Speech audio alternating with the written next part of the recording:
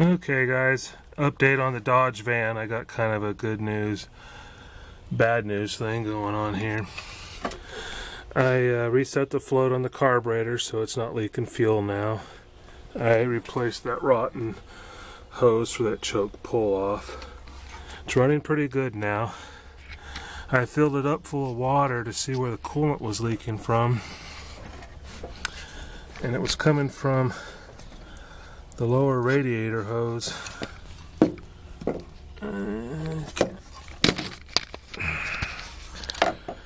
Right there under that heater hose, and it was coming around where it clamps onto the water pump. So I'm thinking, okay, I just have to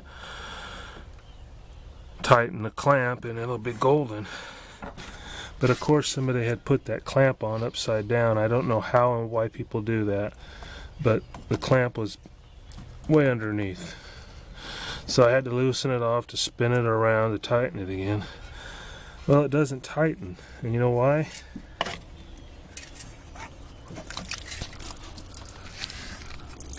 Let's see if we can get a view of this.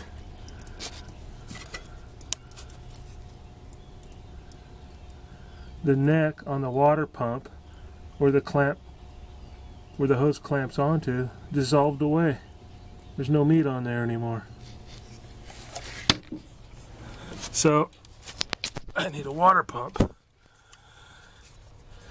which I believe I have one for this, but I really wasn't intending on pulling all this stuff out to get to a water pump. Kind of need to do it if I'm going to be moving this van around on the property and eventually selling it. But yeah, that's kind of discouraging.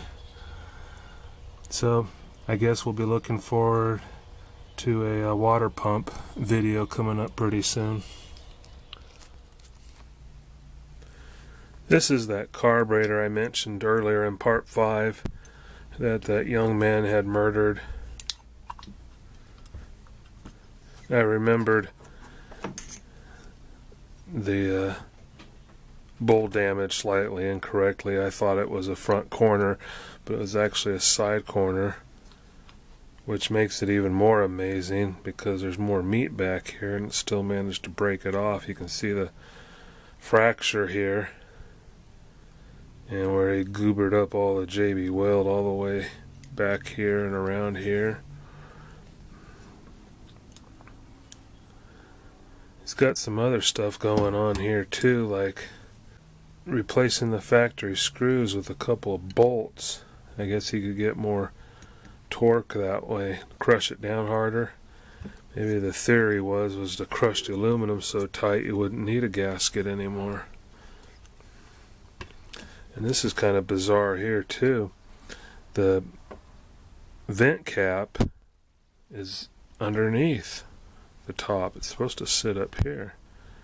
Then they got a couple of spring clips. Looks like they're pinching the vent cap down to the spring on the accelerator plunger.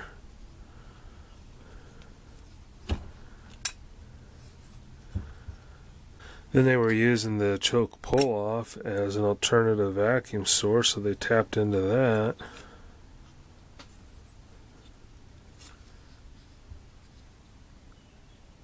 And on this side, used a barbed plastic vacuum fitting as a vacuum source. That's supposed to be for the vacuum advance. Maybe this is a fancy new design to create vortex vacuum. It just creates this loop and the vacuum goes faster and faster and faster.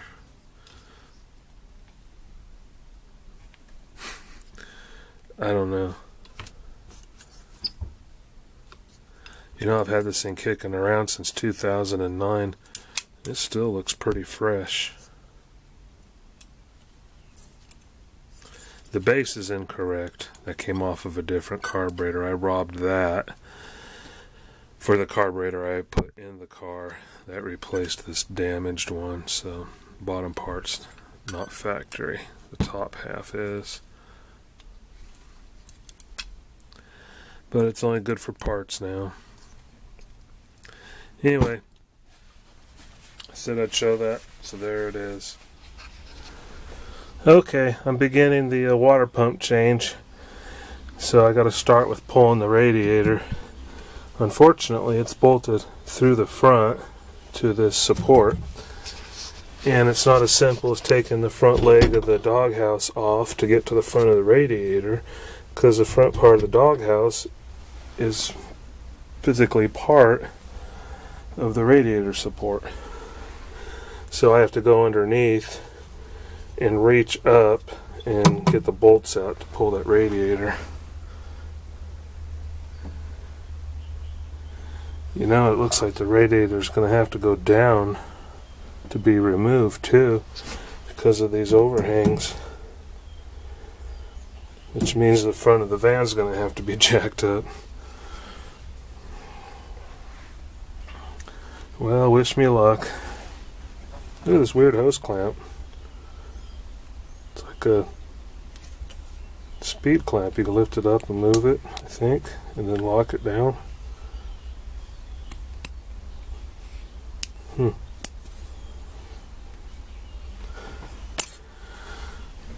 Okay, I'm going under. I'll bring you back when I have progress. Okay, got the radiator out. It really wasn't that bad. It's probably been maybe 15-20 minutes since I shot the last clip. Wasn't as bad as I thought it'd be. Since we had access on the engine side to that captured nut, I was able to spray lubricant on all 4 of them.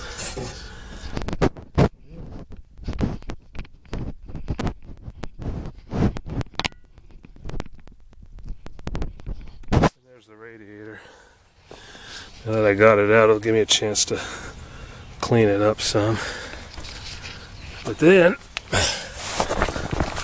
I didn't have to jack the vehicle up either, because even though this sway bar is kind of in the way, after the radiator's dropped down to the ground, there's enough room to tilt it back and bring it the rest of the way out. So I was able to get to all 4 of the bolts underneath here. They actually give you an access hole up here to get a wrench in there, and I was able to do all 4 of them with just a 1/2-inch ratchet with a stubby extension and a 9/16 socket. So yeah, it wasn't bad at all.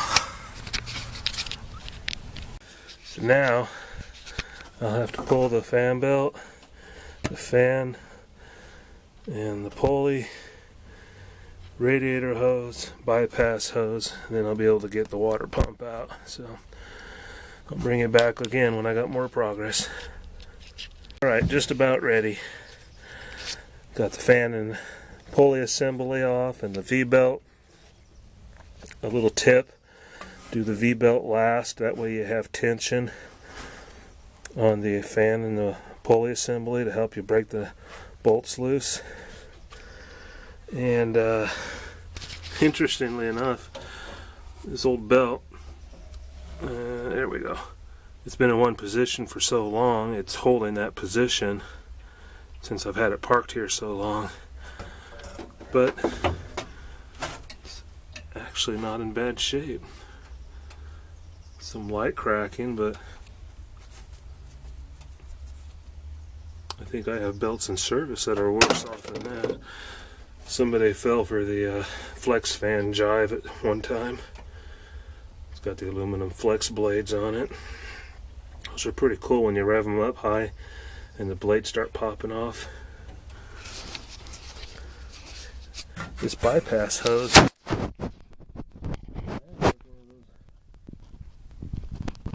original spring clamps on it.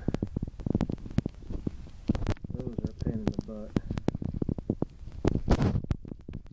Okay, bring it back shortly. Well, this is the gift that keeps on giving.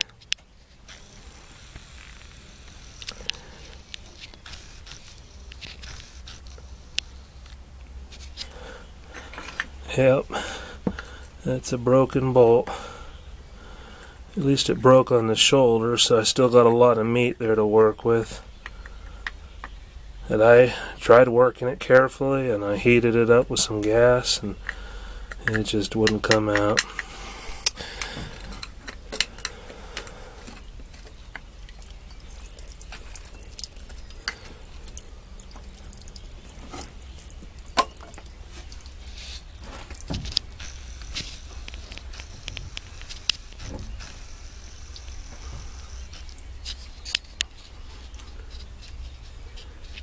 Check this out, guys.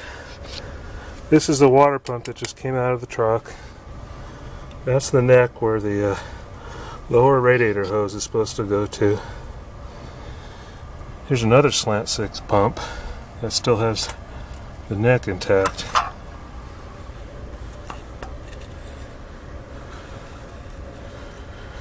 I have never seen electrolysis on one of these that bad. I've seen it before where you might have, you know, pits and chunks missing out of them, like this other old pump.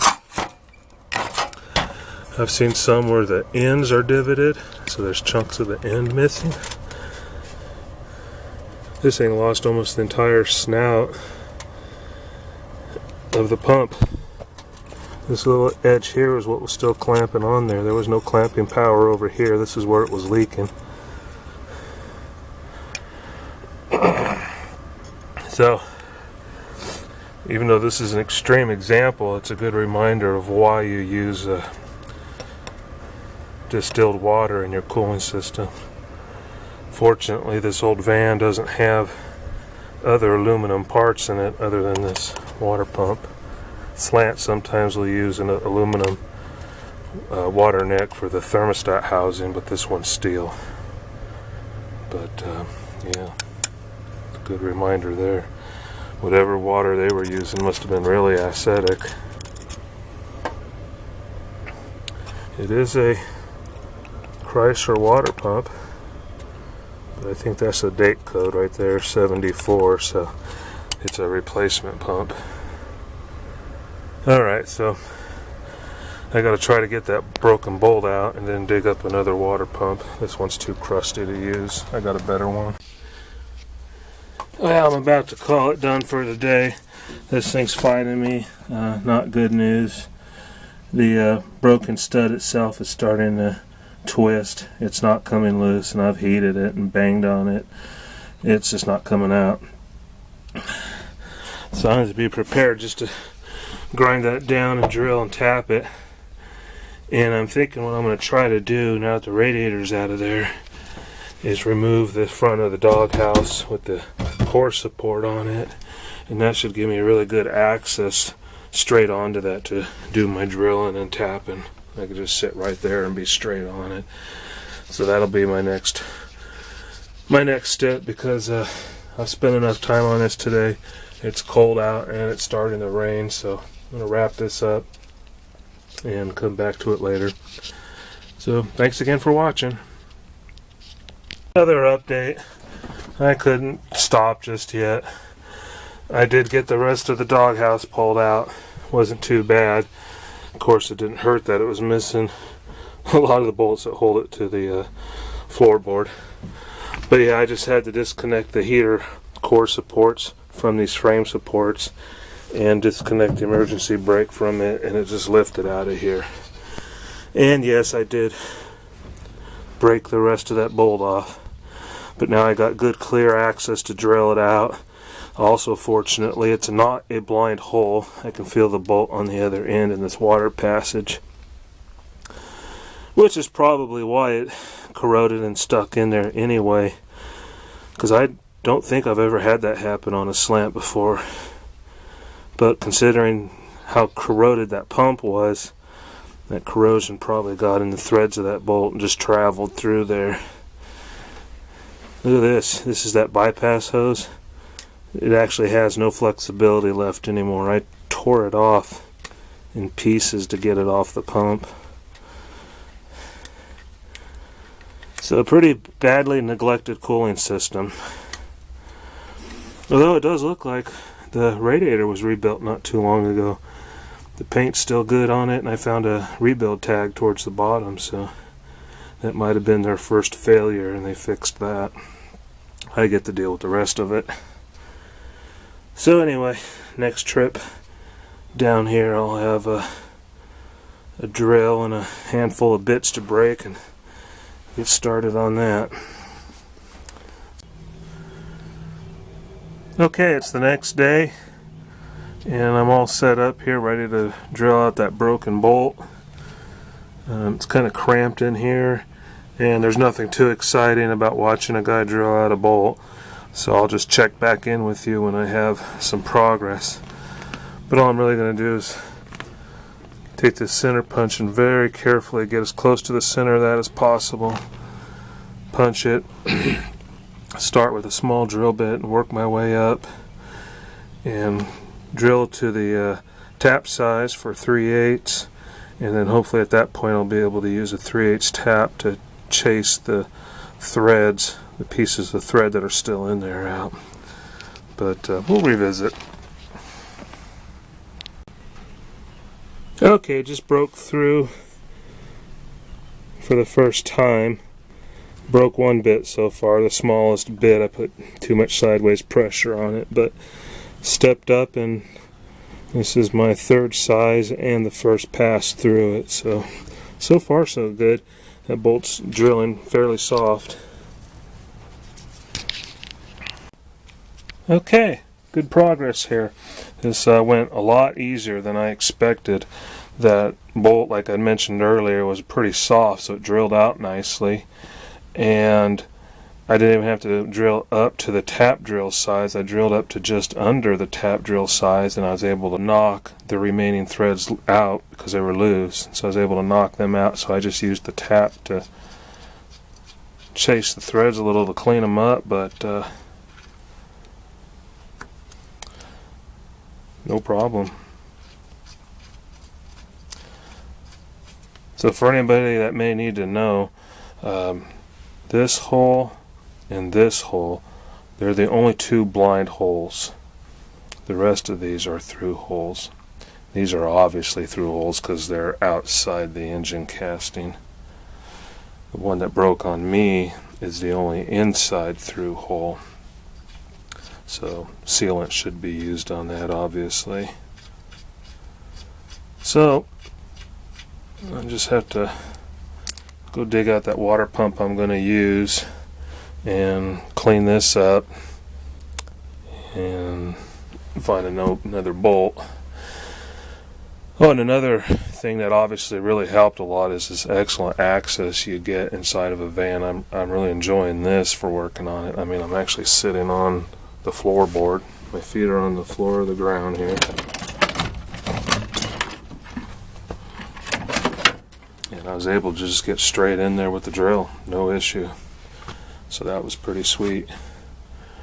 So yeah, a little work to get the doghouse out, especially since the radiator has to come out first. But once you're in here, boy, it's it's almost as good as having the engine on a stand. Really, you got access all the way around it.